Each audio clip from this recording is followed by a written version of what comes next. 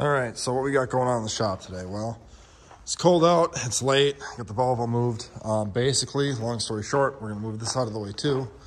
So you can tell you all my stuff moved out of the way here. I ended up selling the car. The 09 GT that got crashed at Eden Grove is sold. I am towing it to the guy's house in the morning, so I need to get it out. We're gonna do a story about this right now. I've never actually really mentioned like what all happened with this because I don't really want to say much, but basically, the old lady was driving this in Eden Grove back in 2020 in October. And last race she did, I still think she drove over oil or coolant because car fishtailed and then it spun and smacked the whole left front and then the left rear into the wall. Basically, this whole front end got pushed over to the right. Last year, I straightened the frame rails on the lower part down there with the intention of fixing this. We ended up getting the Hellcat killer instead. Way better deal. To fix this correctly would have costed a fortune. We got that for $9 grand. And it's fully built, ready to rock and roll. Threw the motor and trans from this into there. Let me see if I can go like this. Oh, it's way better.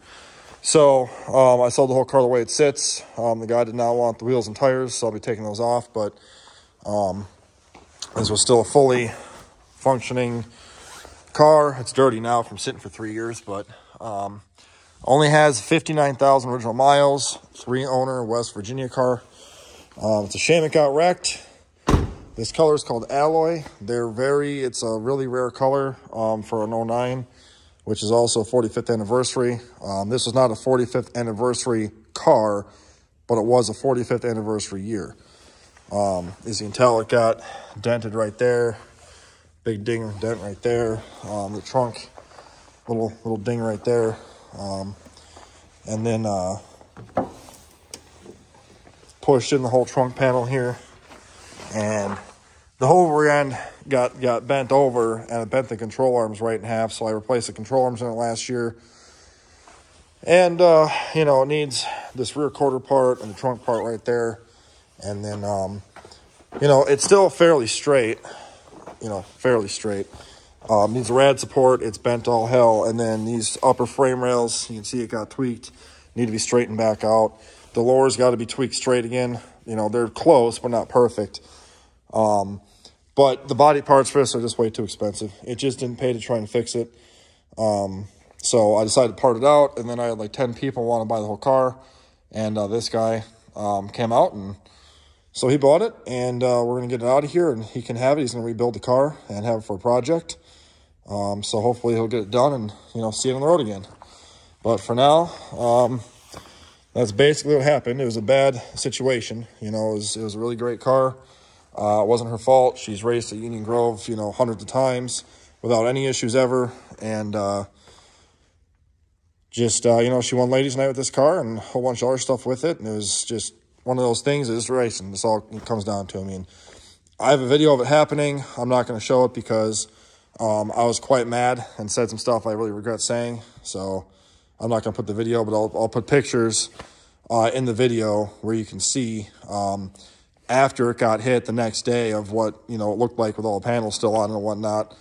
And, you know, just one of those things where like I say, I think she drove through oil or water or something because out of nowhere, it just spun the tires. It just did a 360 right into or 180 right into the wall. And, you know, it didn't crack the glass or anything. All the glass is still intact. The roof is still intact.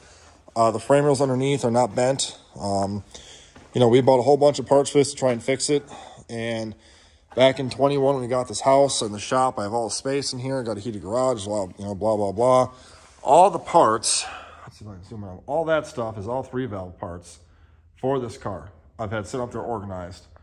And started working on it last year, and I said if I don't touch it again for another year, it's going to get sold. And I haven't had time. I got too many projects here to try and get done, so I decided to just part ways with this. She doesn't want the car anymore.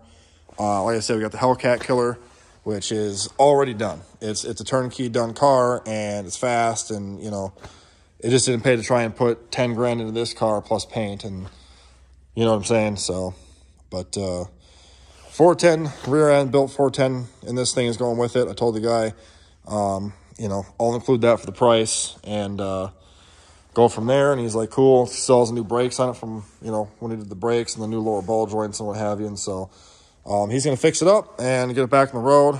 And hopefully we'll make another video in a couple of years when it's done of it next to this one, running and driving. So check back to the video of the cold start of this. It'll be up after this video is. And then I'll try and make a video of winching this onto the trailer if I can. But other than that, see you guys later.